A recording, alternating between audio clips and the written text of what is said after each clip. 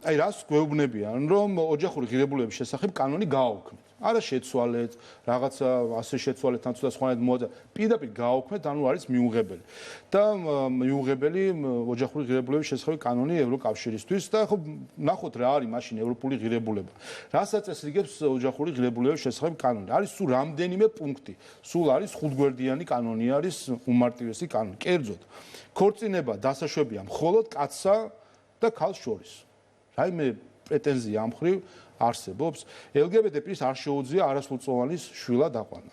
აკრძალულია სხვა სქესისადმი ეგრეთ წოდებული სქესის შეცვლის ოპერაციების ჩატარება. ყველა დოკუმენტში უნდა იყოს ბიოლოგიური სქესი მითითებული, რაც აქვს ადამიანს, ბაღებში, სკოლებში არ შეიძლება პროპაგანდა. ამ საკითხების მიმართ რა პრეტენზიები არსებობს და არის თუ არა ის, რაც ეს ნაწილი არის ჩვენი საზოგადოების მოთხოვნისა, მათ შორის ეს კანონებით, ამ კანონებით გავედით ჩვენ არჩევნებზე და იმ რეფერენდუმში, რომელიც გამოაცხადეს, ამ კანონებით გავიმარჯვეთ. ანუ რა გამოდის საერთოდ ჯამში, როცა გვეუბნებიან, რომ გააუქმეთ ეს კანონი. თუ უნდა გავაუქმოთ, ანუ ამის საპირისპირო უნდა იყოს დაშვებული. უნდა დაშვებული იყოს ქორწინება კაცსა და კაცს შორის, ქალსა და ქალს შორის. ანუ ეს არის მოთხოვნა.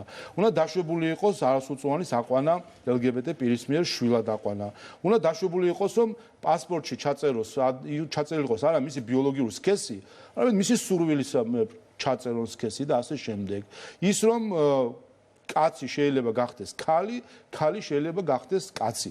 აი ის აბსოლუტური რა გითხრათ, ანტიმეცნიერება და მეცნიერული აბსურდი, რასაც წლები ამტკიცებდნენ, რასაც დღეს ტრამპის ადმინისტრაციამ გასცა მკვეთრი პასუხი, როდესაც ითქვა, რომ ეს არის აბსოლუტური ცრუ იდეოლოგია, რომელსაც ნერგავდნენ მათ შორის ამერიკული ფულით, რომელიც ახლა ჩახსნილი არის, თუმცა დარჩენილი არის ევროპული ფული.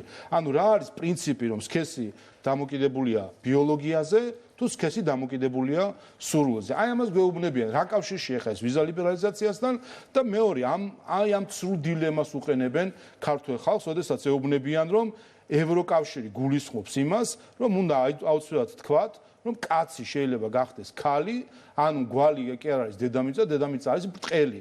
და დღესაც ვთქვი კიდევაც, ევროპას ეს დრო გამოვლილი აქვს, როდესაც უმტკიცებდნენ ხალხს, რომ დედამიწა ბრტყელია და ვინც ამბობდა, რომ დედამიწა არ არის ბრტყელი, კოცონზე წვავდა.